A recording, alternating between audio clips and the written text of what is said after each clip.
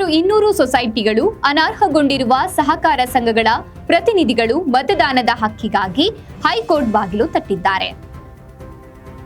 September 9ರಂದು ತೀರ್ಪು ಹೊರಬೀಳಲಿದೆ. ಹೀಗಾಗಿ ಎಲ್ಲರ ಚಿತ್ತ ಹೈಕೋರ್ಟ್ನತ್ತ. 5 ಅಭ್ಯರ್ಥಿಗಳ ನಾಮಪತ್ರ ತಿರಸ್ಕಾರ. ನಾಮಪತ್ರ ಹಿಂಪಡೆಯುವ ಪ್ರಕ್ರಿಯೆ ಶುಕ್ರವಾರ ಅಂತ್ಯವಾಗಿದ್ದು, ಸಚಿವ ಡಿ ಸುಧಾಕರ್ ಸೇರಿ 6 ಜನರು ನಿರ್ದೇಶಕರಾಗಿ ಅವಿರೋಧವಾಗಿ ಆಯ್ಕೆಯಾಗಿದ್ದಾರೆ. ಕಡಬನಕಟ್ಟೆ ಪ್ರಾಥಮಿಕ ಕೃಷಿ ಪತ್ತಿನ ಸಹಕಾರ ಸಂಘವನ್ನ ಪ್ರತಿನಿಧಿಸುವ ಚಳ್ಳಕೆರೆ ಶಾಸಕ ಟಿ ರಘುಮೂರ್ತಿ ಅವರನ್ನ ಅನರ್ಹಗೊಳಿಸಿರುವ ಹಿನ್ನೆಲೆಯಲ್ಲಿ ಅವರ ನಾಮಪತ್ರವನ್ನ ತಿರಸ್ಕರಿಸಲಾಗಿದೆ.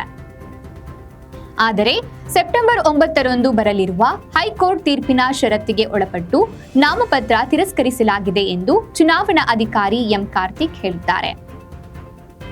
ಕಡಬನಕಟ್ಟೆ ಪ್ರಾಥಮಿಕ ಕೃಷಿ ಪತ್ತಿನ ಸಹಕಾರ ಸಂಘ ನಿಯಮ ಪಾಲನೆಯಲ್ಲಿ ಆಗಿರುವ ವ್ಯತ್ಯಯಗಳ ಬಗ್ಗೆ ಜಿಲ್ಲಾಧಿಕಾರಿಯವರಿಗೆ ಹಿಂದೆಯೇ ಪತ್ರ ಬರೆಯಲಾಗಿದ್ದು, ಪತ್ರವನ್ನ ಹೈಕೋರ್ಟ್ಗೆ ಸಲ್ಲಿಸಲಾಗಿದೆ.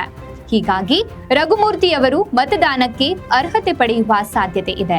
ಆದರೆ ಡಿಸಿಸಿ ಬ್ಯಾಂಕ್ ಅಧಿಕಾರಿಗಳು ಕೆವಿಯಟ್ ಹಾಕಿರುವುದು ಅವೈಜ್ಞಾನಿಕ ಎಂಬುದನ್ನು ಕೋರ್ಟ್ ಗಮನಕ್ಕೆ ತರಲಾಗಿದೆ ಎಂಬ ಮಾಹಿತಿ ಇದೆ.